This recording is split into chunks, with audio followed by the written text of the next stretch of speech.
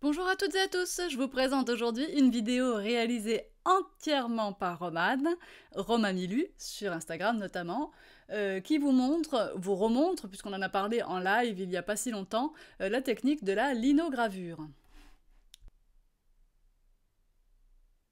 Donc la linogravure, c'est un procédé de gravure, comme son nom l'indique, dans une matière qu'on appelle du lino, et il y a différentes matières, il y en a des plus souples, des plus dures, qui vont donner plus ou moins de précision, enfin des textures un petit peu différentes. Romane aime beaucoup utiliser la grise fibrée qui est un peu plus dure. Forcément, comme elle est plus dure, elle est aussi plus dure à graver. Pour graver, on utilise des gouges à linogravure. Donc ça va nous permettre d'enlever la matière. Vous allez comme ça réaliser ce qu'on pourrait appeler un tampon, à peu près l'équivalent, fait à la main à partir d'un dessin de votre choix ou quelque chose que vous aurez recopié à partir d'un motif. Du moment que c'est un usage personnel, vous n'avez aucun problème de droit d'auteur, bien sûr. Et vous voyez, Romane commence par faire son dessin au crayon directement sur sa plaque à linogravure. Alors il faut bien penser, quand vous faites votre dessin, à l'épaisseur de l'outil que vous allez utiliser. Forcément, la gravure, le sillon que vous allez tracer ne va pas être aussi fin ici que la mine de son critérium. Donc c'est quelque chose à prendre en considération, et j'ai envie de vous dire qu'il n'y a qu'en testant, en essayant, que vous vous rendrez compte réellement. Elle trace et elle coupe, évidemment, avec un cutter, tout simplement.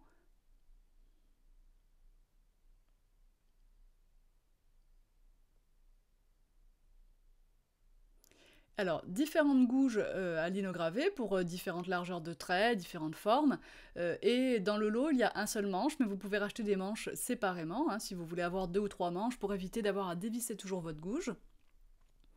Vous faites bien attention à une chose, c'est d'avoir toujours les mains derrière l'outil. Vous voyez, la main gauche qui tient la plaque, attention à ce qu'elle soit toujours derrière l'outil, parce qu'il est très vite fait de déraper, et ces gouges sont d'un métal assez fin, qui vous trancherait vraiment le doigt. Donc ça n'est pas à faire avec les petits, hein. Je dirais qu'il faut être adolescent pour commencer cette technique. Et il faut de la précision, et il faut surtout bien anticiper que, en fait, là on creuse. Donc là, elle est en train de creuser sur ce que normalement vous avez en relief, hein, sur vos tampons. Donc elle est en train de faire l'inverse, elle est en train de faire un négatif de ce que vous auriez d'habitude sur un tampon. Donc il faut faire bien attention à cette réflexion-là. Donc ici, elle aura un personnage qui sera plus noir, hein, voilà. Donc parfois, on fait une petite erreur avec sa gouge, on a commencé à creuser un endroit qu'on n'avait pas prévu au début dans notre élan, et alors il faut commencer à modifier un petit peu ce qu'on pensait faire. Donc vous voyez, je suis sûre que c'est de ce motif-là dont je parle, où à un moment donné, elle n'a pas creusé au bon endroit, et du coup, c'est pas grave, elle se récupère, elle va donner un aspect un petit peu différent à son personnage. Mais en tout cas, dites-vous bien que les endroits que vous creusez seront les endroits qui seront laissés blancs, par exemple, hein, sur lesquels vous n'allez pas mettre d'encre. Donc il faut prendre son temps, pas forcément tout faire le même jour, ça peut donner des crampes à la main au début, bon voilà, faut bien réfléchir, bien regarder, bien prendre du recul. Bon, le motif d'un personnage est quand même beaucoup plus difficile à réaliser, je vous conseille quand même de commencer plutôt par des fleurs, des textures, des choses comme ça, hein. Alors il faudra aussi essayer d'aller faire attention à ce que les creux soient tous à peu près de la même profondeur. Voilà.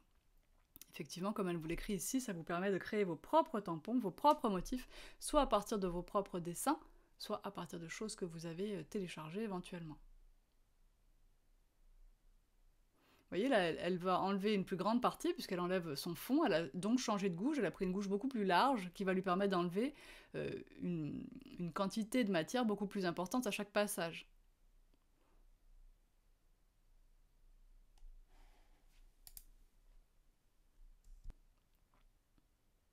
Bon, pour changer la gouge, hein, aucun souci, on dévisse le petit embout, on change la gouge, on remet, ça se passe très vite. Et on n'hésite pas à tester ces outils, comme on testerait son pinceau aquarelle, hein.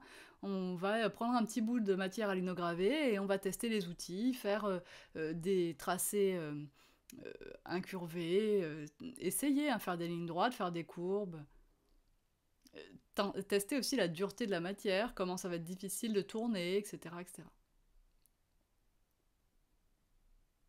Donc ça prend un certain temps, faut être honnête. Par contre, une fois que vous l'avez, votre tampon, on va dire, entre guillemets, bien, vous l'avez, quoi. C'est comme un vrai tampon, ça ne s'abîmera pas. Alors ensuite, pour l'encre, je ne suis pas sûre qu'elle vous le montre ici. On va pas forcément utiliser nos encres à tampon à nous.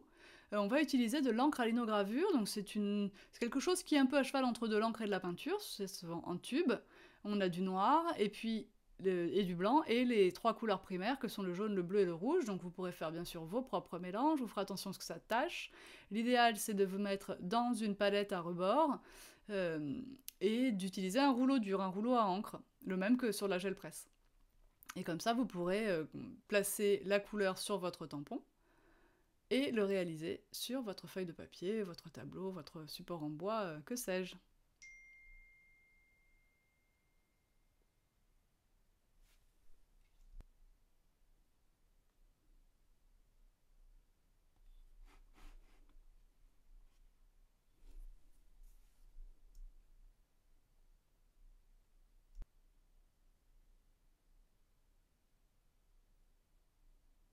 Donc là vous voyez qu'elle est en train d'évider autour des pétales des petites fleurs.